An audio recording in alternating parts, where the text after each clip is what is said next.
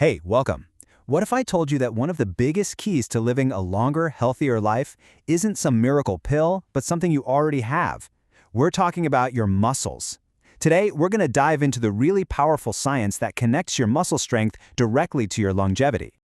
So let's just jump right in with a pretty wild question. Can how strong your legs are actually predict how long you're going to live?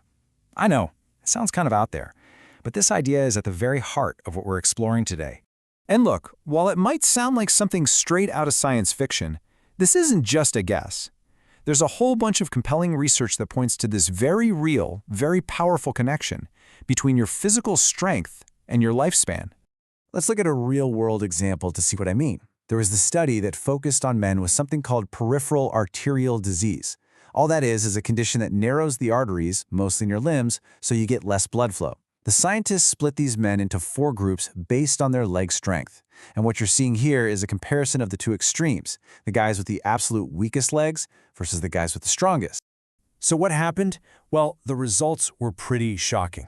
The men in that weakest group for knee strength, they had a 2.23 times higher risk of dying from any cause compared to the men in the strongest group. That is more than double the risk, an absolutely staggering difference, and it's tied directly to simple muscle strength. Right? This immediately brings up the big question, how? How is this even possible? You know, it's one thing to see that these 2 things are linked, but what's the actual biology behind it? How can the amount of force your leg muscles can produce be tied to your body's most basic aging process?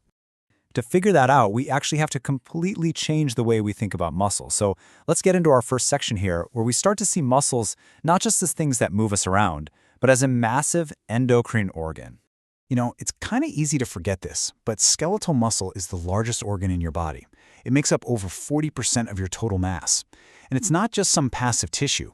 It's incredibly active, a dynamic organ that acts a lot like a gland. When you use your muscles, they actually secrete these really powerful chemical messengers called myokines that get into your bloodstream, travel through your whole body, and communicate with all your other organs. And this brings us to the core idea. All those systemic, body-wide, anti-aging benefits we know we get from exercise, well, scientists believe they come from what they call humoral factors.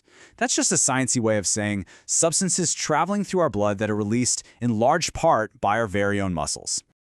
Okay, so if our muscles are sending out all these important chemical signals, which one is the key player when it comes to longevity? Well, that brings us to the real star of our show today, a protein that's literally been called the longevity protein. It's called Klotho, and yeah, it's actually named after one of the Greek fates who was responsible for spinning the thread of life. How cool is that? Scientists call it an aging suppressor because it circulates in our blood and seems to hit the brakes on a lot of the wear and tear we associate with getting older. And the evidence from animal studies is just, wow, look at this. On the left, you've got a mouse that was genetically engineered to have 0 Klotho. It ages at a horrifying rate and only lives a tiny fraction of a normal mouse lifespan. But on the right, a mouse with extra Klotho. Not only does it reverse age-related problems, it lives 20 to 30% longer than normal. The difference is just incredible. Okay, so we've got these 2 huge ideas. Our muscles are sending out chemical signals, and there's this super powerful longevity protein called Klotho.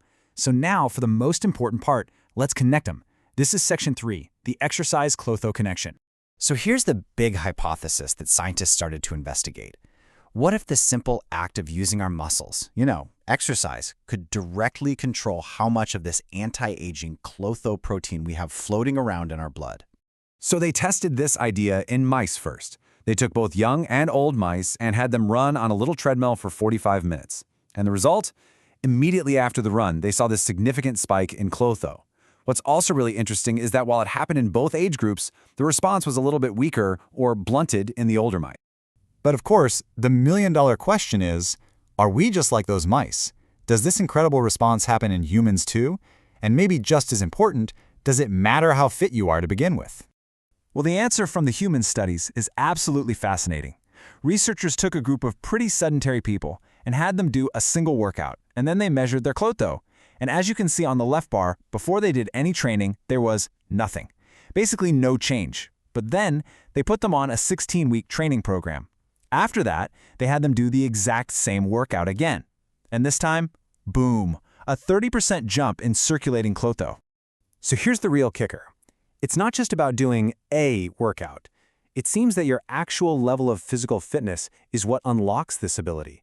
It's like you have to build up a certain capacity in your muscles before they'll turn into this amazing Klotho-producing factory. All right, let's pull all these threads together in our final section and think about this as a practical strategy. Let's call it your body's fountain of youth. The very first step is really just a change in perspective. You've got to stop thinking of your muscles as just tools for lifting things or getting you from point A to point B. Start seeing them for what they truly are: a massive, dynamic, chemical factory that is constantly working to regulate your health from the inside out.